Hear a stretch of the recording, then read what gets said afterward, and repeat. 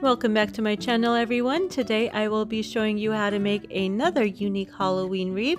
So let's get started. This design was inspired by another YouTuber by the name of Michelle Smith Creations. I will put her link in the description box below if you're interested in checking her out. She's super creative as well, and I really think it is very important for us to credit those that have inspired our ideas as well. For this project, we're going to be needing a 14-inch metal wreath from the Dollar Tree store, pliers, black and white acrylic paint, felt pads, brush to brush on paint, your choice of mesh, a couple of skulls from the Dollar Tree, a beware sign from Dollar Tree, pipe cleaners, and your choice of ribbons. First off, we're going to go ahead and paint the skulls in white acrylic paint, and then the shadow areas we're going to go in with a black. I'm going to put a skewer that I also got from the Dollar Tree store from the underneath of the skull so that I can get to painting all the areas of the skull.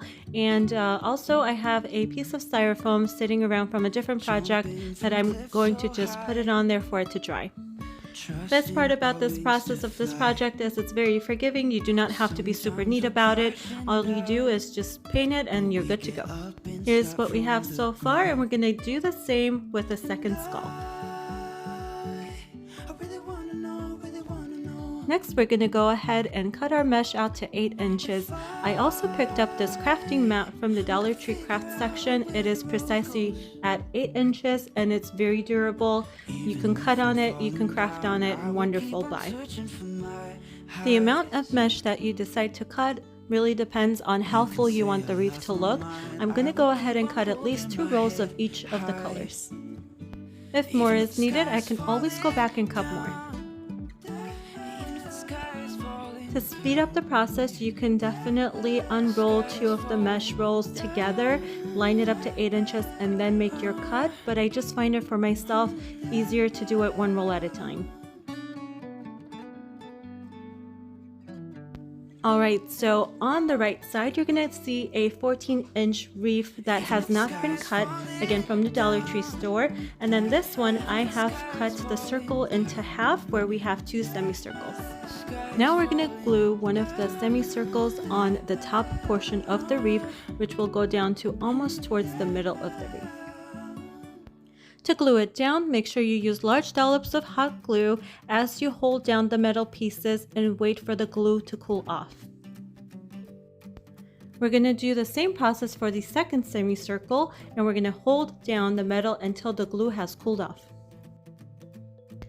Now that the glue has completely cooled off and the metal is stuck onto the frame, we're going to go ahead and take the felt pads and glue it onto the back where the metal portions are to make sure it does not scratch any of the surfaces that it will be hanging on.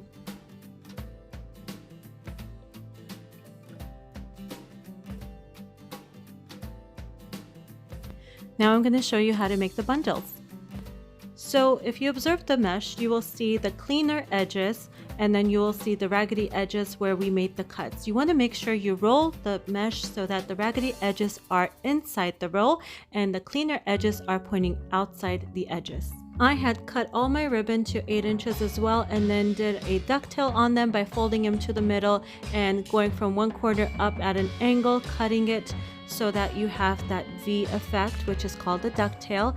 And I'm taking a pipe cleaner, which I have also cut in half, and bundling them up. I'm giving this overall look kind of like a Beetlejuice vibe because Beetlejuice is such a big part of Halloween as well. It's a classic, so it's going to be slightly different than what I had seen from the previous YouTuber. There were so many beautiful ribbons at the Dollar Tree section this year. I could not choose which one I wanted.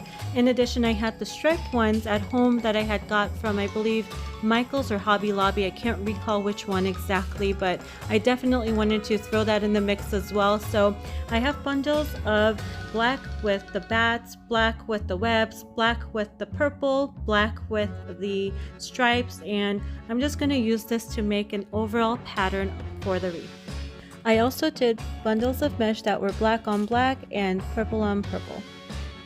So I'm going to take my first bundle and I'm going to do the 2 middle rows of the wreath, and I'm just simply going to secure it on the end and tuck the ends of the pipe cleaner so it does not create any scratches on anything that is hanging. Now I'm going to grab the bundle with the ribbon, and before you start, I do highly recommend figure out a pattern that you want to go with all the different ribbons and the different mesh colors, because you do not want to end up with asymmetrical color schemes with the wreath. Otherwise, it's not going to look its best. Before you start, lay out all your bundles, figure out the pattern, put it in a pattern, and then start. This is what it looks like just after adding 5 bundles.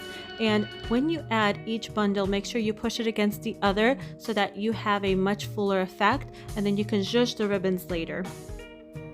And this is what it looks like after we're done with all the bundles. I love how this came out, ladies and gents. I really think this looks very high-end. First and foremost, it would be something like $50–$60 when you walk into a Hobby Lobby or a Michael's. I really think this looks absolutely spectacular, and it is completely giving out Beetlejuice vibes, which I love. Now the skulls I have not secured. I just wanted to put it in the wreaths to see what the effect is. I was contemplating whether I was going to go ahead and do it or leave it off, but I'm going to go ahead and do it. So what we're going to do, we're going to take our hot glue gun, put a ton of glue on the back, and stick it inside the mesh.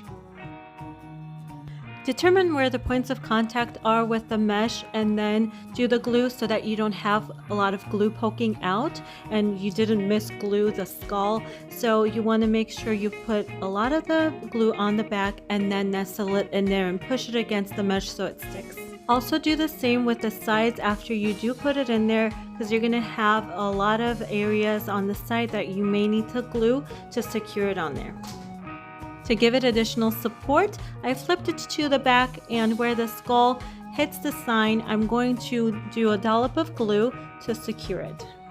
Alright everyone, here is the finished product. I absolutely love how amazing this came out. It was so easy to make, so budget friendly. To think that all these materials, with the exception of the one striped ribbon, came out of Dollar Tree is just so mind-blowing to me because it looks so high-end.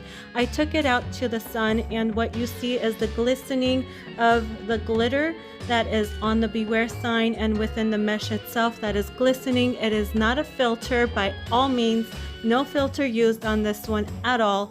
So I hope you guys give it a try. If you do, comment down below and tell me what colors you used, what you made, and how you made it. I would love to hear your thoughts and opinions on this. If you don't mind subscribing to my channel, sharing it with a family or friend, and hitting the notification bell so you can get notified when I do additional uploads. Thank you so much for watching, and I hope to see you back soon.